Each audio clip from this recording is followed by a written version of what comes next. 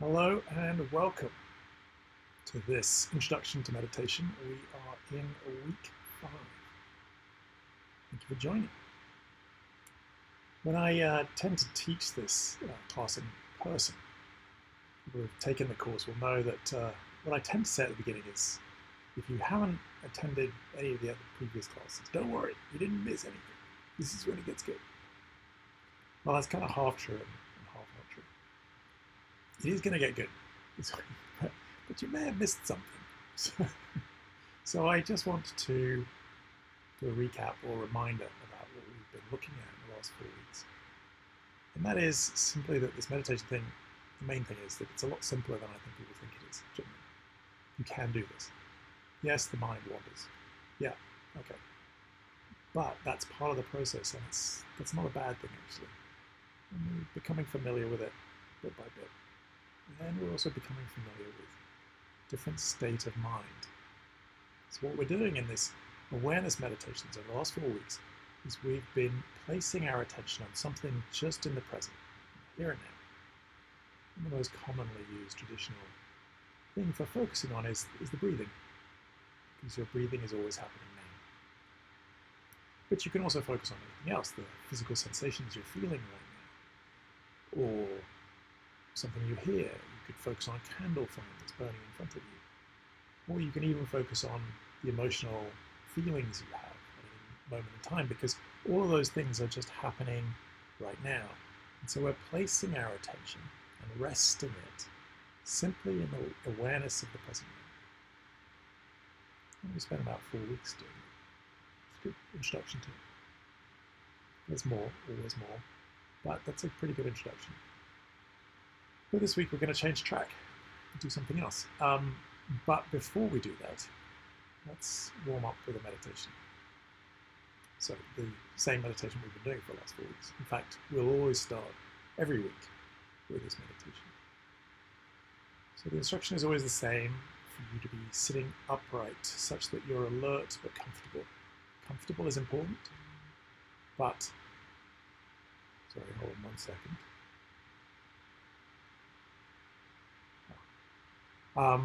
Okay, I will do my best to fix that. Sorry, I just got a note from one of my trusty assistants.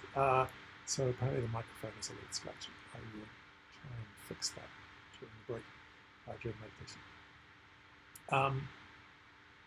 So it's always the same instruction. Sitting upright, but comfortable. Not too comfortable. You don't want to be falling asleep. Sleep is great.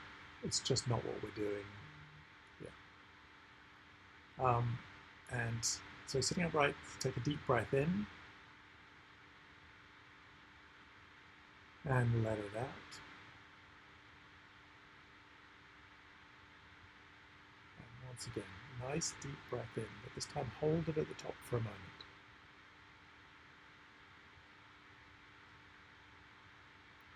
And then let it out nice and slowly.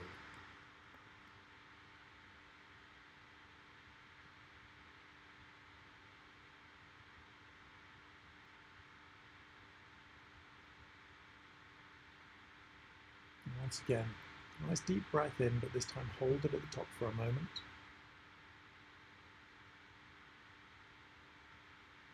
And let it out.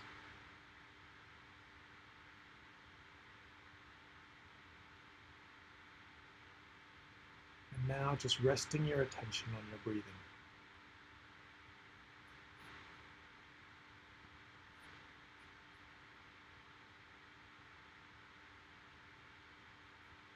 Just noticing the sensation of the air as it comes in and goes out.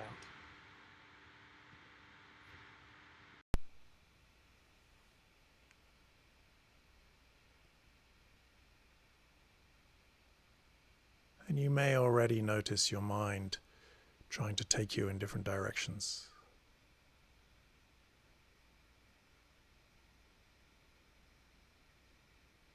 And that's fine. That's part of the process. Don't worry about it too much. Just notice that it happens. And then see if you can return your attention very simply to the next breath.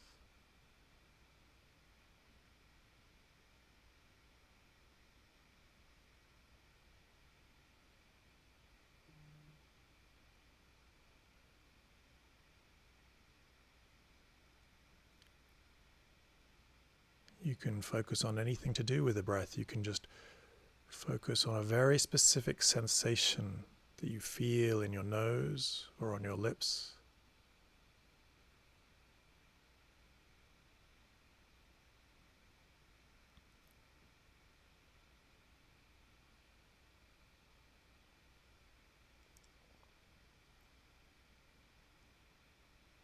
You can pay attention and notice how far you feel your breath as you breathe in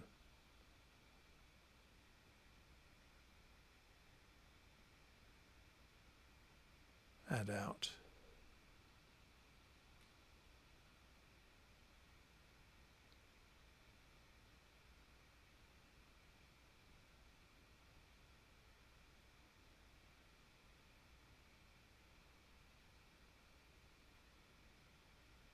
You probably feel your mind already trying to pull you away and think about various things. Just notice that it wants to do that, and that's fine. You meet your mind where you find it today. But just persistently keep returning your attention back to the breath. And just resting in the awareness of this breath for as long as you can until you notice your mind took you away again. And just keep returning over and over again back to the sensation of the breath. And we'll do this for about 10 minutes.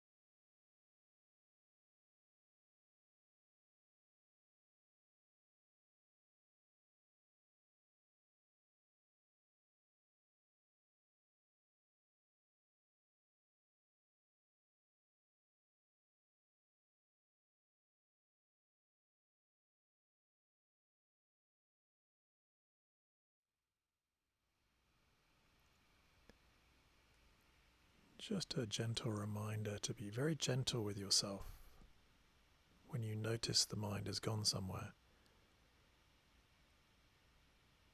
We're not trying to force anything. We're just seeing what this moment brings. And if it is that your mind is agitated right now, that's what it is. It's just agitated right now. Be very gentle with it. It won't serve you to fight it with effort. Just gently with persistence. Keep returning your attention over and over and resting in the awareness of the next breath.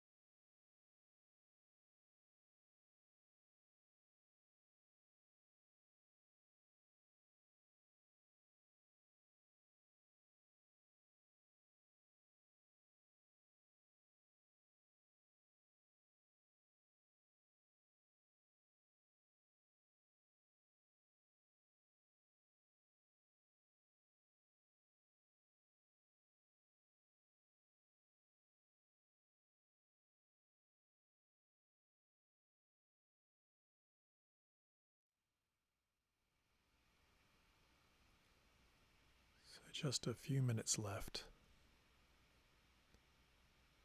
Just encourage you to keep persevering with this.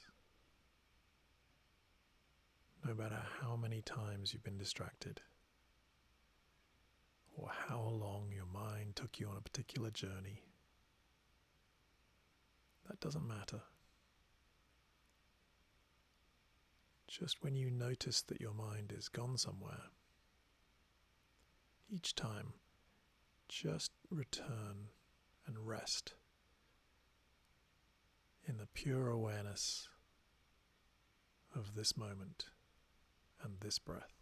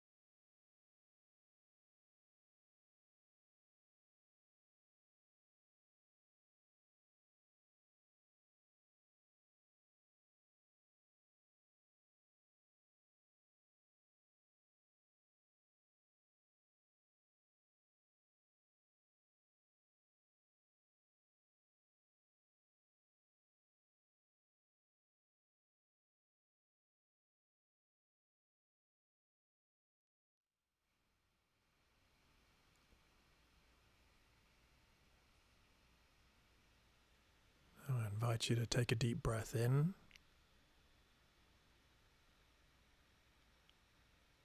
and let it out.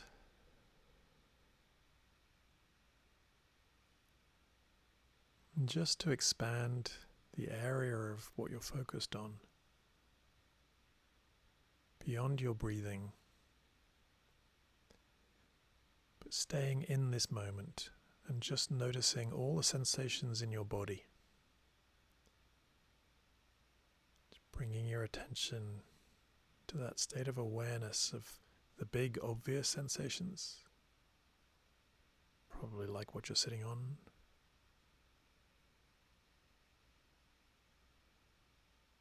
But also all of the tiny little sensations.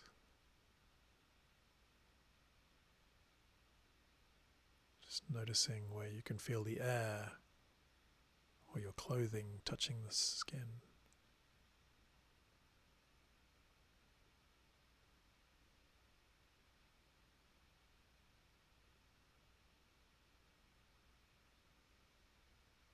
And see if you can also just check in with yourself and just notice how you're feeling. Not trying to have a conversation about it, not trying to change it, suppress it, resist it. We're just trying to notice in this moment what that emotional feeling is. It's lovely when it's comfortable and pleasant. It's not so lovely when it's uncomfortable or unpleasant. But in this exercise, we're trying not to judge it. We're just trying to acknowledge it and feel it.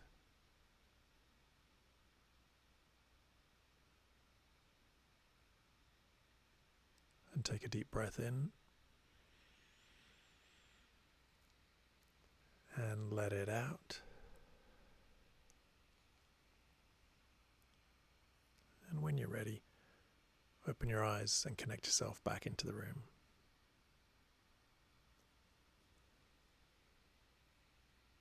So here we are, week 5. Been doing this 4 weeks.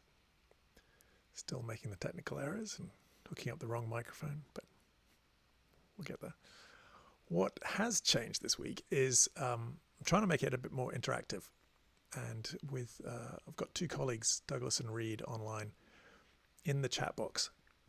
So Reed has way more experience than any of us. And Douglas has actually spent real time in monasteries, like hardcore Thailand monasteries, barefoot, snakes, no electricity, the whole works, kind of proper hardcore monk meditation stuff. So they know a lot. So I wish that I was capable of checking the chat box and answering your questions as they come in. But please, if you've got any questions at all, they really are experts in this. And take advantage of the fact they're online and they'll do their best to answer anything you've got. So just introduce yourself, let them know where you're dialing in from, and just fire away with any questions you've got. Or not, as the case may be. But they're there. And they are letting me know with various bits and bobs that, just in your microphone's not working, things like that. So we're getting there. And I'm even going to try slides, just because it might get boring just looking at my mug for the full 90 minutes. So, week 5. So we've been looking at this awareness meditation thing. And one of the things that it does is it brings into your mind the fact that there is at least one other state of consciousness. There is, there's a few states of consciousness that you're probably aware of. There's being awake and there's being asleep. Okay, that's 2. But there's being awake and being in this mind of relentlessly thinking and problem solving and worrying and obsessing about our lives and on the go all the time, trying to do things, achieve things, get things, avoid things, all that stuff. And that's kind of our default way of being in the mind. And in meditation, at least what we've been doing over the last 4 weeks, is we're introducing another state of consciousness where you're not doing that. You're just sitting, and actually we're not doing anything. We're sitting and observing. And just in that pure awareness of the moment without trying to do anything, solve anything, get anything like that. We're just sitting and observing. And I suppose my favorite quote of the 4 weeks was probably Yogi Berra's, which was, "You can observe a lot by just watching." You can observe a lot by just watching. So we were sort of starting to become familiar with this other state of consciousness, of that pure awareness. And sometimes you only touch into it for a moment, just here and there, where you sort of get on the breath, or you feel the sensations of your body. Sometimes it only lasts a few moments, but it feels pretty good when you get there. And then the mind kicks in and takes you away, and that's the process. And then you go back, and then your mind takes you away. So this week, we're going to look at something called mantra meditation, which actually works differently. And it actually involves a different state of consciousness. So it is going to, if you do this and it works for you, and it doesn't work for everybody, but if it works for you, you'll find it's a way of transporting you to a different state of consciousness, where things like your sense of space and time, where you are, what time it is, how much time is passing, your sense of yourself, all of that sort of goes away, and you find yourself, what most people find, in a very relaxing, possibly even slightly blissful, at the extreme, people say it's ecstatic, state of something. We'll talk a bit more about that over the 90 minutes, but it's a very, very simple practice. Very simple practice, and it's extremely popular. So is the other meditation. Awareness meditation, very, very popular. Mantra meditation, very popular. In fact, mantra meditation is definitely the go-to meditation of celebrities around the world. It doesn't matter who you are, whether you're Oprah or Rupert Murdoch or Ellen DeGeneres, or Martin Scorsese or Jerry Seinfeld or Howard Stern. All these people do this type of meditation. They do a particular brand of it called transcendental meditation, but it's based on the same thing. And it's very simple. And basically what it involves is, in your mind, repeating a word or a phrase, or even just a syllable, over and over and over and over and over again. And that's it. And there's something about it. And in some ways I want to tell you a little bit about it to help you do it. But in another way, there's just a lot to discover here. And actually there isn't much to say about it. It's like, do the exercise, and then you discover what there is. So I think, so transcendental meditation is what probably made this well known around the world. The Beatles, I think in 1966, went off to Rishikesh in India to go and study with the Maharishi Mahesh Yogi, and studied transcendental meditation, and they were devotees, and I think most of them carried on meditating their whole lives.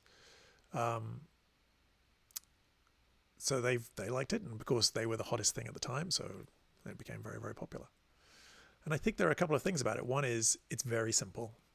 The other is it is very it's delicious. It's nice. It's the first technique I really learned, and it's something I've been doing my whole life. And I think it's great, and it's very powerful and wonderful, and I hope you like it. But there's a reason I started with the first 4 weeks, which is that I think, as wonderful as it is, I think some foundational experience and knowledge of awareness training really helps you as you approach mantra meditation. So it's not that I think, now we're graduating to mantra meditation. Not at all. If you really like awareness meditation, stay with awareness meditation. Maybe give this a try just to see what's available, but stick with that. One is not better than the other. And I think they probably eventually end you up in the same place. But they do get there differently by different paths. So I think in the last 4 weeks, we've learned a lot of the stuff that's going to be really useful as we approach this. The only trick is, what are you going to choose? What is your syllable? What is your word? And there are any number of choices. Some people believe it really, really matters. And some words are more powerful or more helpful or more useful than others. That might be true. I don't know. What I think is also true is that you can use any word and you will get at least some of the effect.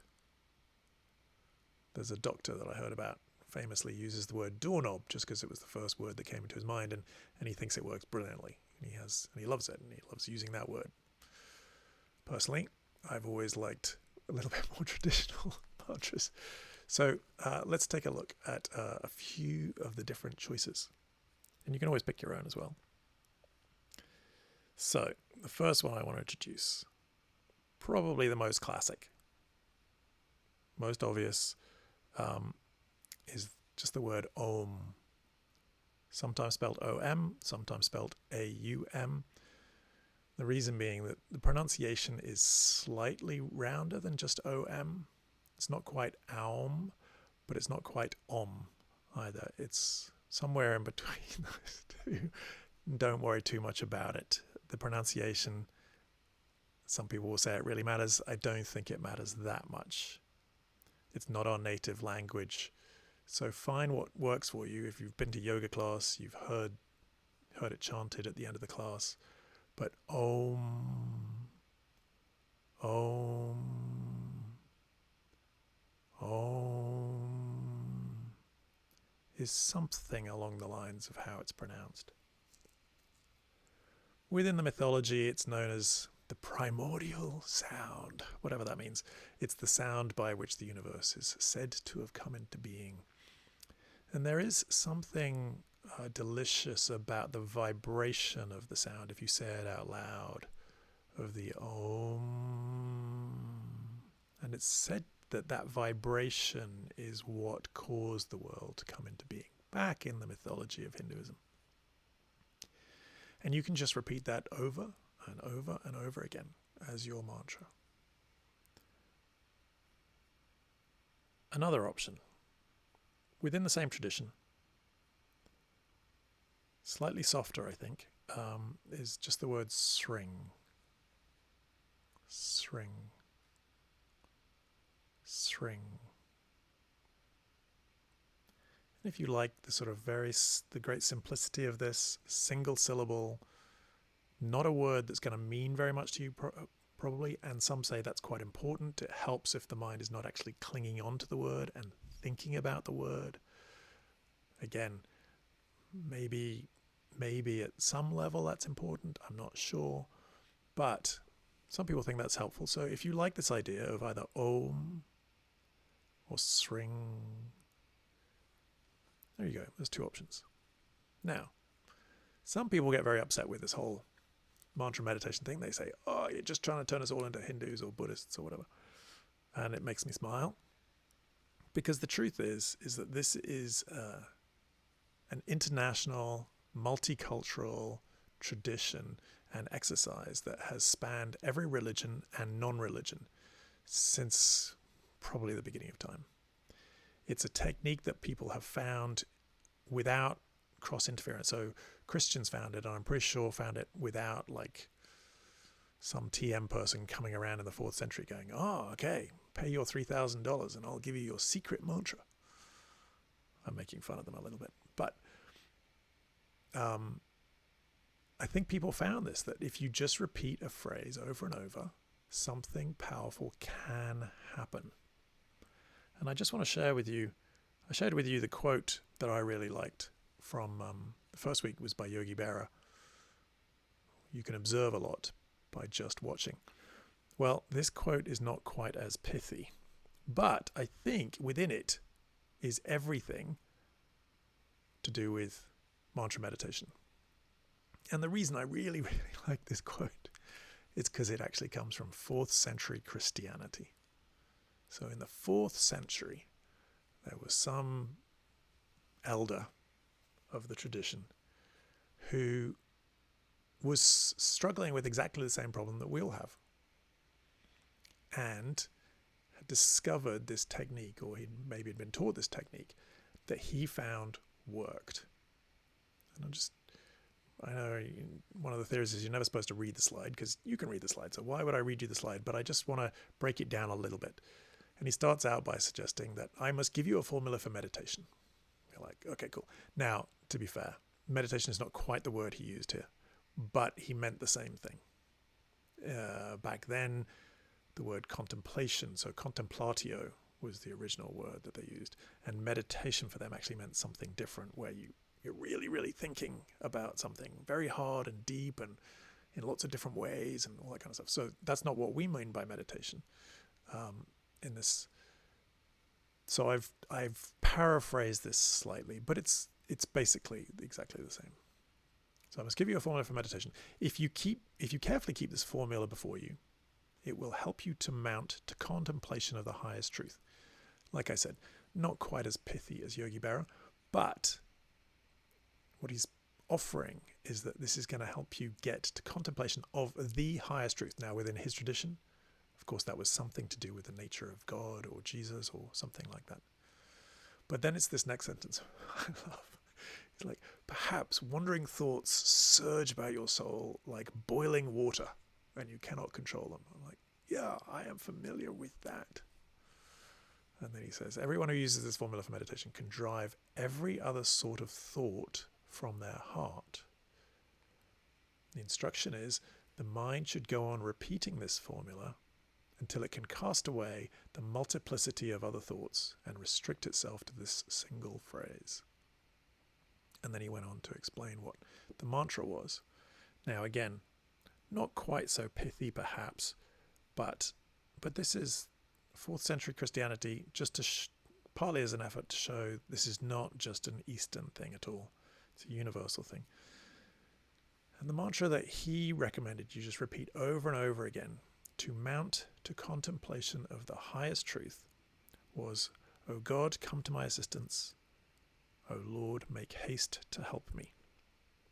And to be fair, that was probably an Aramaic or Greek or something. But anyway, in English, O God, come to my assistance. O Lord, make haste to help me. In Judaism, for at least 2,000 years, there has been this spiritual tradition within the religion whereby they would repeat over and over some of the words that they use for God. They don't use the holy word, but they use Adonai or Elohim, and they'll literally just repeat that over and over again.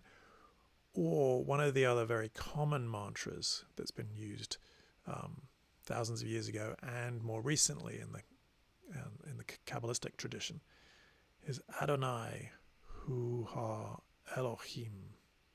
Adonai Hu Ha Elohim. And they would just repeat that over and over again. Within Islam, they also do something with variations on names for God. But there's a story I love about Rumi, who, the great Sufi poet, who was going through the market in town someday, and there were various people beating metal. I think they were beating gold, actually. And they had a rhythm to the way they did it. And he thought he could hear, as he got quiet as he was walking, and he was just listening to the sound, what he thought he heard coming from the beating of the metal was La ilaha illallah, La ilaha illallah. And the Sufis will just repeat that over and over and over again, and because they believe it helps you mount to contemplation of the highest truth. Okay, they don't use that expression. This, in the Sufi tradition, this exercise of repeating itself over and over again, they don't call it mantra meditation. They call it the zikr. And they have this wonderful phrase that you begin doing the zikr and you do the zikr. So you repeat the phrase over and over and over again. But then, eventually, the zikr does you. And what they believe is that this is about remembering. And this is kind of a premise within all the traditions, really.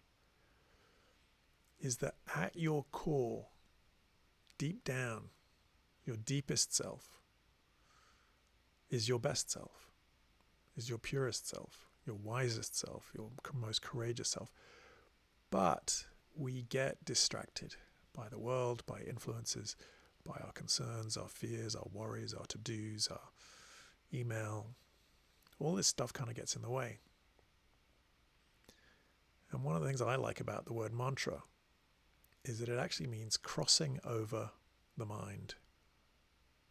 So we are crossing over the mind. It's a vehicle for getting past the mind towards your deepest self, whatever that is, and that's for you to discover. But that's kind of the premise. So when they say, you start out by doing the zikr and then the zikr does you, it is this sense that it's a vehicle for getting you across into that different state of completely different state of mind, different state of consciousness, where you are really beyond the mind.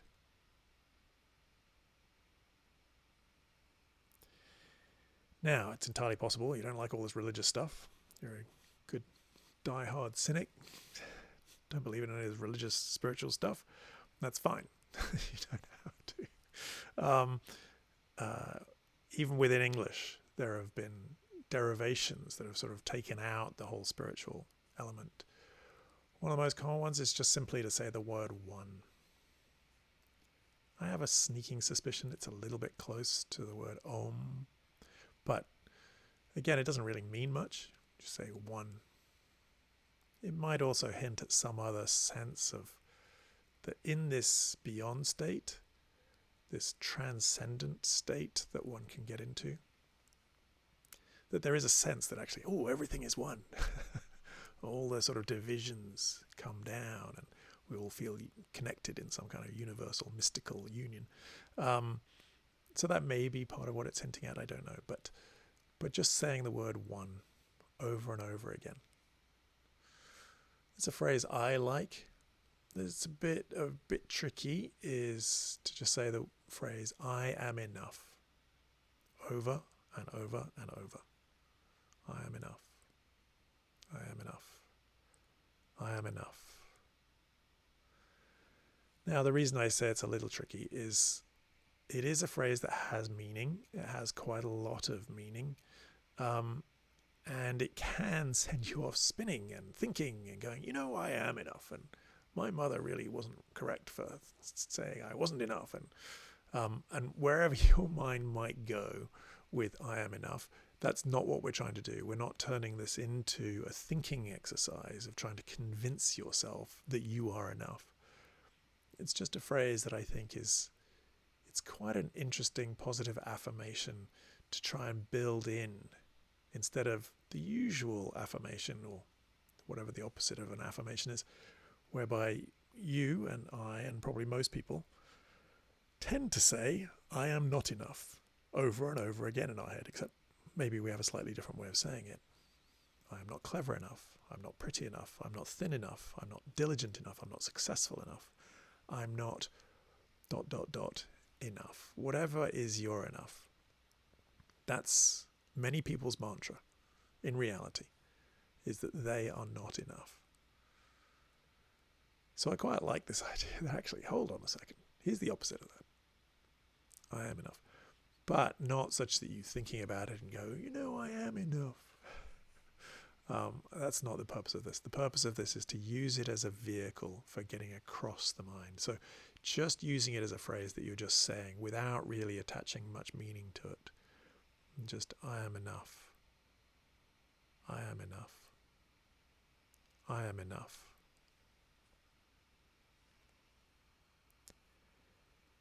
Those of you who've studied with me before know that my personal favorite is a Buddhist mantra. And it's just my favorite, I suppose, because I was taught it when I was 18 years old. And I was sort of amazed. I was in India in the Himalayas and went to this town called Dharamsala. And you would see like graffiti everywhere. Like everywhere you see this stuff written, and it's in Tibetan. And I eventually noticed that it was all the same. It was just the same few characters repeated over and over again. And eventually I sort of said, well, what is that? And they go, it's Om Mani Padme Hum. And we're going to do this exercise where you say this over and over again in your head silently, but it's not the only way to do mantra meditation, actually. There are three traditional ways. I mean, there are many ways of doing mantra meditation, but there are three traditional ways. One is what we're doing, or at least what I'm doing, which is silently in my mind. If you're alone in your house, knock yourself out. go ahead and chant this. And there is something different about chanting.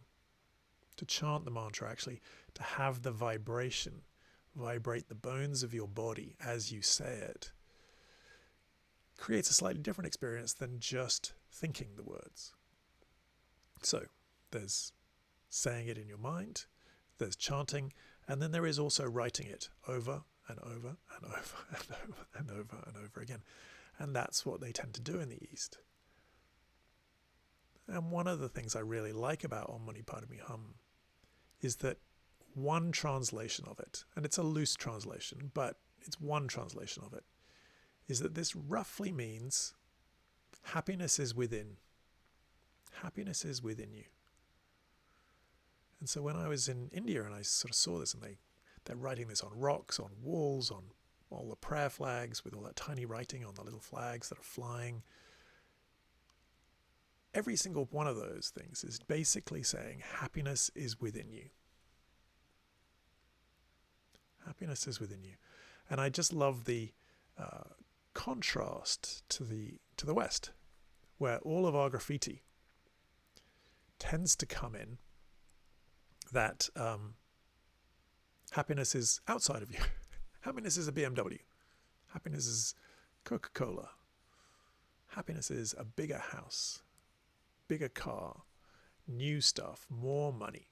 But happiness is something external to you. So all of our advertising, all of the commercials you see are basically saying, if you want to be happy, you need something else.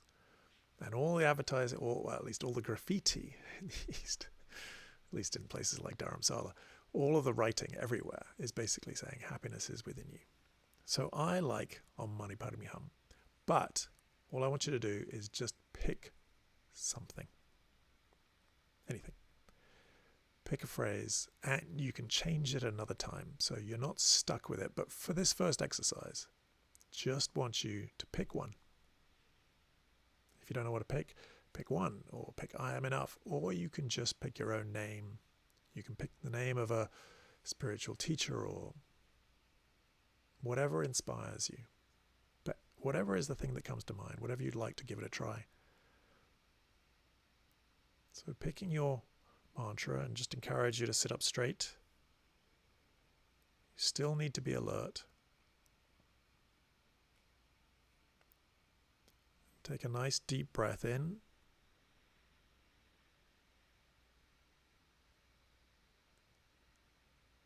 And let it out.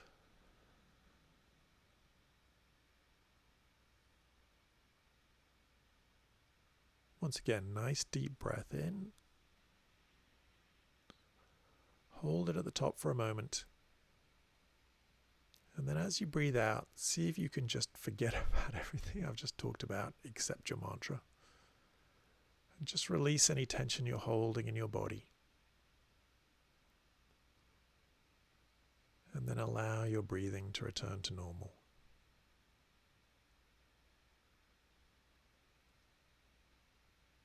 And in the same way, as you rest your attention very gently in complete awareness of the breath, I'd like you to start saying your mantra very, very quietly in your head, or chanting it out loud as you like. But if it's in your head, keep it gentle, such that it's almost not something you're saying, but it's something you're hearing. If that makes any sense. And if not, just keep saying your mantra. And you're just resting your attention very gently on the repetition of the word or phrase.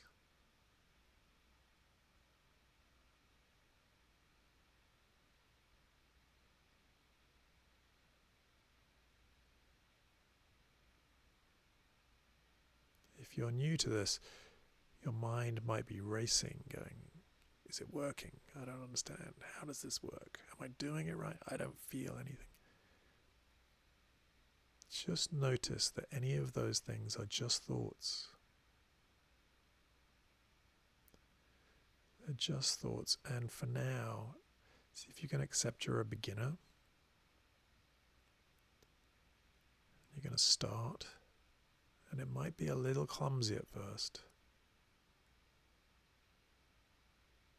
but very quickly you will become very competent at this and become more familiar with what it does, how it works, what the experiences you might have are. So just see if you can relax into it and trust for now. And just keep doing the exercise of repeating the phrase or word. Trying not to think about it too much. Just resting your attention on the phrase, just like you rest your attention on the breath. And just let the exercise do what it does.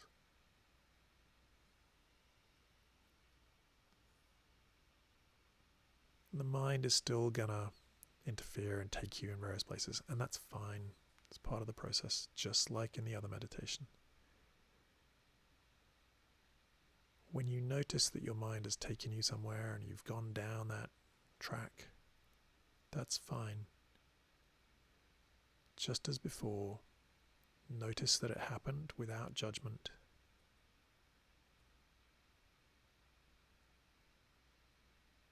And just start hearing your word or phrase again in your head.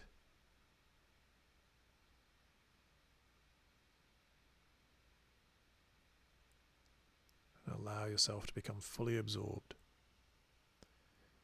Just keep doing that over and over. We'll do this for about 10 minutes.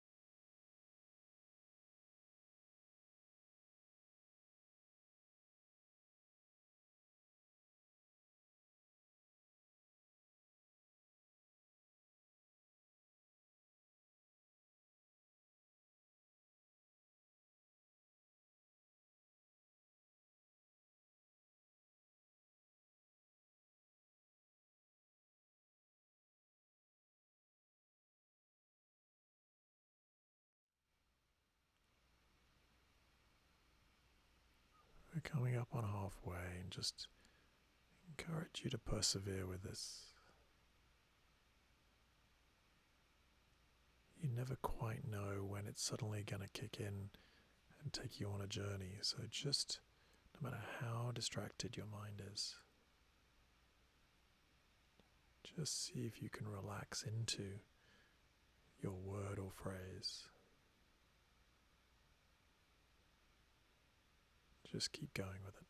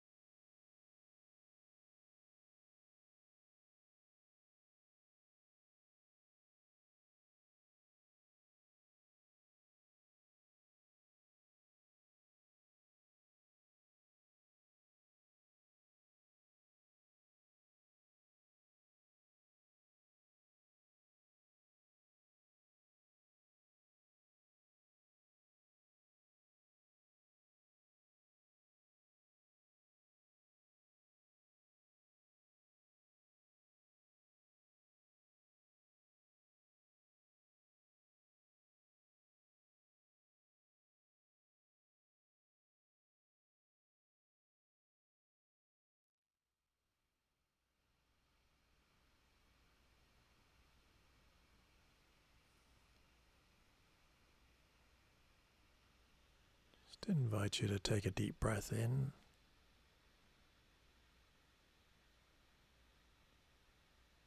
and let it out.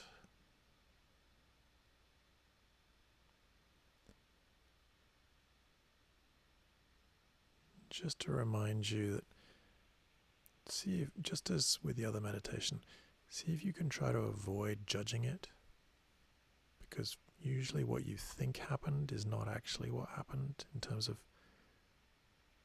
qualities of meditation. You did it. You sat for however long you sat with your concentration, and that is great. That is good enough. So no judgments. You did it. That's great. Take a deep breath in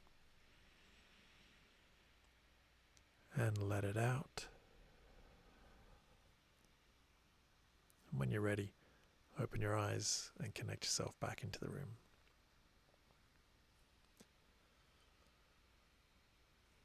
So that's it. It is that simple. Now, that said, it is very, very simple. That's the exercise. Repeat the word or phrase over and over again in your mind and allow the exercise to do what it does. Now, as with the other meditation, some days are going to be different than other days. Some days you might find yourself really transported and experiencing some kind of totally different type of consciousness that's blissful and lovely and everything else. And some days your mind is just too busy, it's too frantic, and it doesn't seem to allow you to get into that state. And what I'd really recommend is, no matter what happens, just avoid judging it. Just do your best. Some days it'll take you on a journey. Some days it won't. But you have to do it on the days when it doesn't. You have to get better at it. You have to keep doing it. And part of it is becoming more comfortable and more familiar with this tricky aspect of trusting it and of just allowing it to do what it does.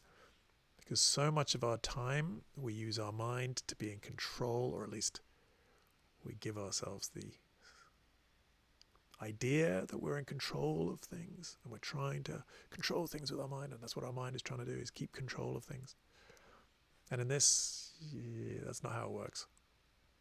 In fact, this is mantra. It means crossing over the mind. We're trying to get somehow through the mind, and that's not easy.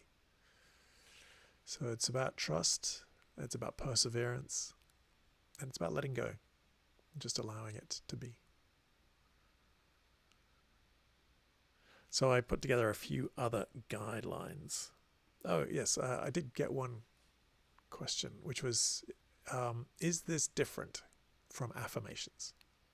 I think it's a good question. I think there's a tremendous value in affirmations. Affirmations are great.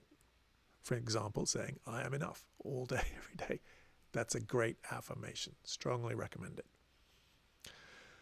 I think affirmations may work somewhat similarly in one way, because I think they are trying to program you or unprogram you from a consistent way of thinking, of an unhelpful mindset or mind pattern that you might have. It might be trying to undo that. So to one extent, they might be a little bit similar, but mostly I would say they're very different. An affirmation in some ways is trying to do something. It's trying to create a belief or a mind state, or it's trying to say in some ways that something that's going on is not the way you like it and you'd like it to be otherwise.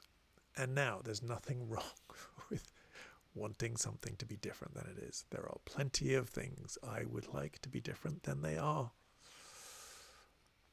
That's just not what we're doing in meditation. Actually, in meditation, we are actually really trying to see reality as it is. Now, even this mantra meditation thing, which is about crossing over, I personally believe it's about crossing over to what is real, what is reality. It is that state of mind and consciousness that you can get into, that it can take you to beyond your mind, is a part of reality, exactly as it is. And we're just trying to get from A to B. Some people might say that's actually real reality as opposed to the reality that we see, always interpreted by our mind. So to that extent, I think affirmations are different.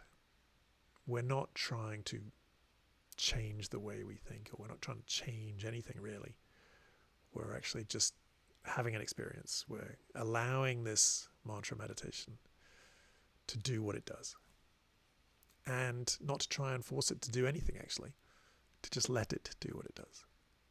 And if you have a glorious experience with it, then the next time you do it, you'll probably desperately want that wonderful experience again and try and force that wonderful experience. And I'm afraid it doesn't work that way. If you have a wonderful experience, enjoy it. They're great. They're great fun. And then the next day, just do it with no expectation. Just do your best. Some days you'll have a great one, and some days it'll just feel like work, but it's still really valuable and important. Okay, so my guidelines. So, number 1. Gently, gently, gently. What do I mean by that?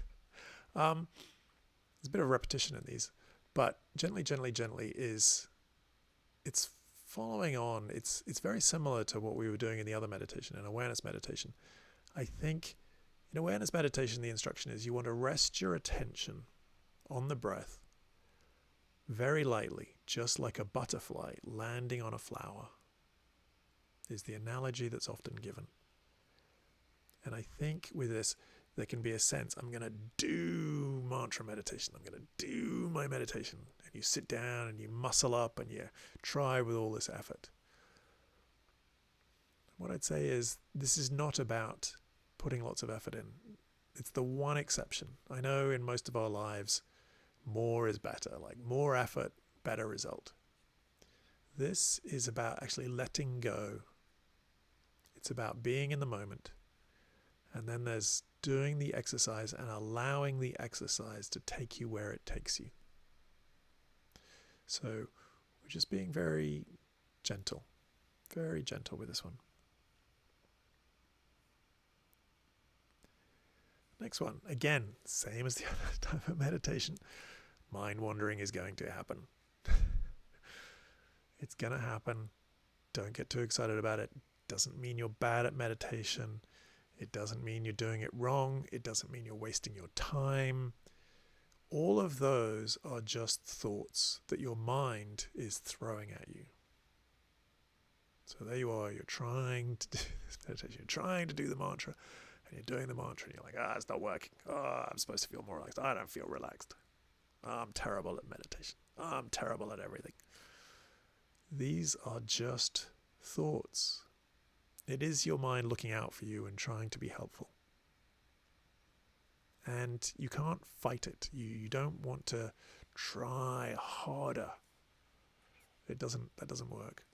Just notice the mind. Notice that it does what it does. It wanders. And then take yourself back, resting in the mantra. So don't fight your mind. Notice it. And then return to the mantra and try and rest just in wherever it takes you.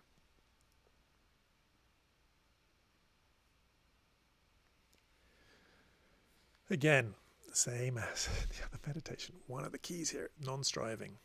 And I guess in some ways the previous two are kind of making the same point. We're not trying to make anything happen here. This is really important. You're not trying to make it happen. That won't work. I think this is a little bit like sailing. I don't know if any of you are sailors, but when I first started sailing, it seemed pretty obvious that if you're trying to go forwards and the wind is behind you, it works pretty well. It works all right. The wind just kind of put up the sail and the wind is going to blow you in the direction you want to go. And then I sort of had to take it on faith. That if you want to go left, you can sort of put your sails at a certain angle and the wind will hit that. And by some magic of physics, it'll actually make you go left instead of in the same direction as the wind. But if you want to go straight into the wind, it turns out that doesn't work very well. If you want to go where the wind is going, you can't just point and try harder.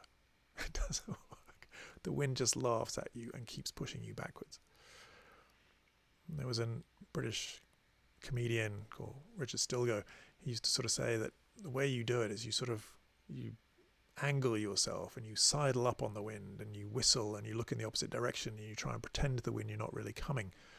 And then it won't notice and it'll sort of let you sidle up if you just keep doing what they call tacking upwind. So in some ways, I think our relationship with the mind is a little bit similar. You can't just go straight into your mind and go, okay, stop thinking. I want to cross over my mind and reach that quiet place on the other side. The mind is just going to laugh at you and go, no, I'm not going to let you do that. I'm going to make you think about all the things that I want you to think about. You sort of have to sidle up on it and whistle and look the other way and pretend you're not trying to do it. And there are these different techniques like resting in the breath, resting in the mantra, just listening to the mantra over and over again. And I don't know how it works, but perhaps one way it works is that the mind just gets tired of hearing this phrase over and over again. And it just kind of lulls it into a doze. And that then the mantra can do what it does and transport you over to the other side, to whatever experience you're going to experience. So you can't force it. So don't try and force it.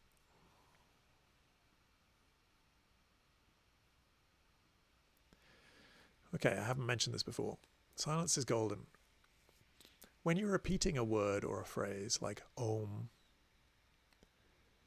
what you don't want to do is you don't want to just do them all back to back. It's not Om, Om, Om, Om, Om. You do want to have a pause between the phrases. And the pause is considered to be as important as the word or the phrase. In the silence, there's something just as special as in the sound. So just give yourself a small pause. I don't want you to think too much about it or anything, but almost as if in your mind, you're saying the word or phrase on the out breath. And then as you breathe in, just pause. And then go back to the mantra on the out breath. Now, I'm not saying you have to do it that way, but that's one way of doing it, is that the pause between the words or phrases is important. Trust, trust, trust. Yeah, again, this is about letting go. It's about allowing the mantra to do what it does, allowing the exercise to do what it does, not forcing it, not trying to make your agenda happen. Some days you'll have a great experience, some days you won't, but just trust that whatever happens today is what's supposed to happen today. It's about letting go. And the last one, and of course most important one, is enjoy this. And what I mean by that is I love this experience that mantra meditation can make available. There's a feeling of spaciousness, emptiness, tremendous wisdom, power, joy, bliss, ecstasy. All of those things are available in this meditation. But not everybody likes it. Not everybody likes this feeling of spaciousness and emptiness and floatiness and losing track of a sense of space or time. This transcendent experience that is talked about, I like, but not everybody does. And you might not enjoy it at first. At first, it might feel a little scary. You might think, okay, am I going crazy? Am I going to get lost in this forever and I'll never come back? And you may have all of these fears and concerns and worries, and that's fine and probably sensible things. Means your mind is probably trying to look out for you and take care of you and prevent you from doing strange things. But the truth is that none of those things are going to happen. You'll be fine. And at some point, you'll wish it did last forever and you didn't come out of it. But you always do. You know, at some point, the mind always kicks in. and brings you out. No matter how deep you go, you will come out. So I wouldn't worry too much about it. So you might need a bit of time to get used to it, but equally, if you don't like this, don't do it. It's fine. There are hundreds, if not thousands, of other meditation techniques. So don't worry about it too much if you don't like it. But maybe give it a try for a week. Each morning this week we'll be doing, in the live sessions, we'll be doing some slightly different aspect of it. Might be doing some slightly different mantras and things like that, and maybe looking at each one of these guidelines every day. I haven't quite worked out what I'm going to do, but we'll be doing mantra meditation this week. But that doesn't mean you have to. But maybe try it for a week and see, because it might just take a little bit of getting used to, because it is a different state of consciousness that this takes you on the journey with. But trust yourself. If you don't like it, don't do it. There's plenty of other ones to do. So that's my guidelines to mantra meditation. Let's give it another go. So this time I'm not going to, some of you will be very grateful for this, no doubt, but I'm not going to interrupt the meditation at all. If at some point you're like, oh my God, how much longer is there left? You can just open your eyes and look at the timer and it'll tell you how long there is left. And I'm just going to encourage you a couple of things right up front. One is just remember to just do your best, and your mind wanders, and that's fine. It's part of the process. You might have heard me say all these things about bliss and transcendence and stuff, and you're like, oh, I'm not experiencing any of that. And I would say just relax it.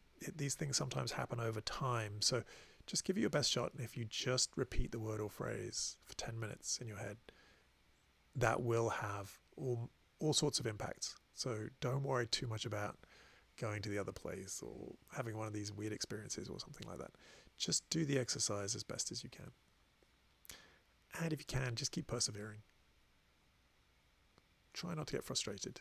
Just keep trying to make that effort to go back to the mantra and just to rest in that awareness of the mantra, of hearing that mantra, resting your attention just like you rest on the breathing. Okay, so if I may, I'll get you to sit up straight, feet flat on the floor. Take a nice deep breath in.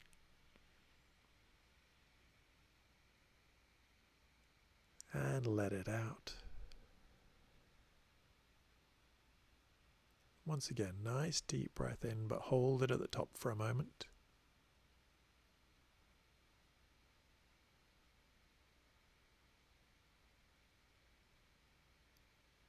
And let it go very slowly, just easing the tension in your body.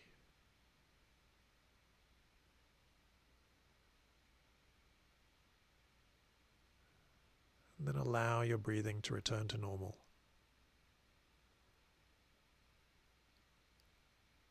And just in the back of your mind, just start to hear your word or phrase over and over, with a little pause in between.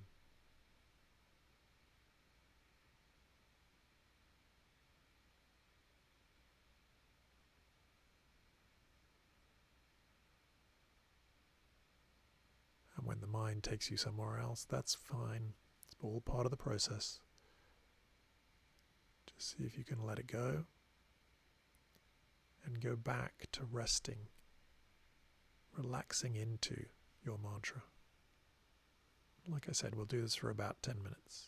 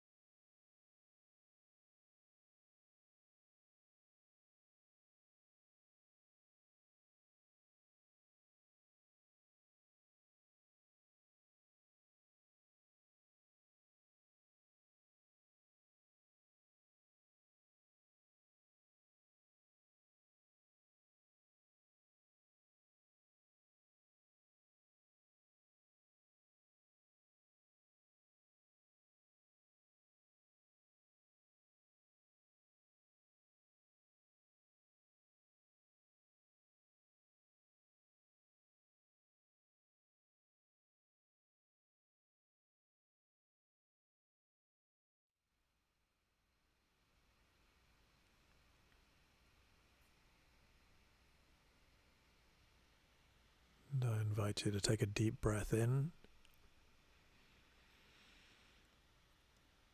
and let it out.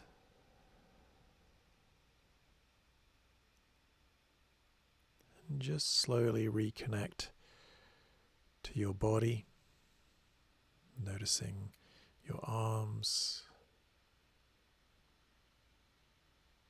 your shoulders, your torso, your legs. Noticing your breathing. So breathing in and breathing out.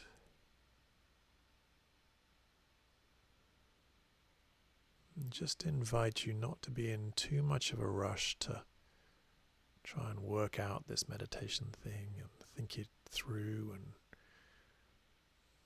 understand it and know all about it and everything. That's not really the point. The point is simply to do the exercise and experience what you experience, and then take with you what you take with you. So see if you can just transition gently out of this meditative state in order to be able to take some of it into the rest of your evening, and maybe even into the rest of your week. And take another deep breath in. And let it out. And when you're ready in your own time, open your eyes and connect yourself back into your room.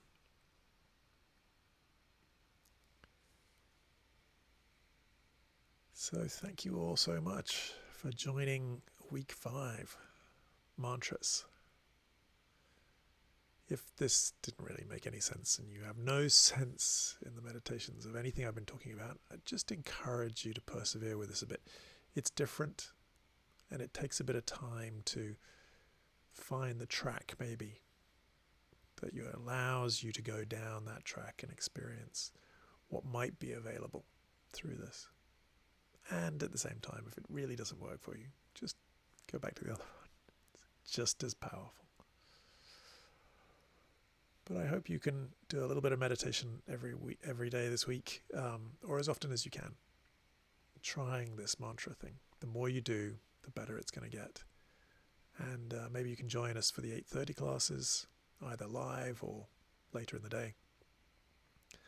And then I hope you can join us next week when we've been building up to week 6. I always say this, of course, but week 6 really is the best week. This is when we're really, really going to make the biggest difference you can possibly make. And this is when the meditation gets really powerful. The most powerful, in fact. So I hope you can stick around until next week. Once again, thank you all so much for your support, for your understanding, and for your attention. Have a great week, everybody. Be well.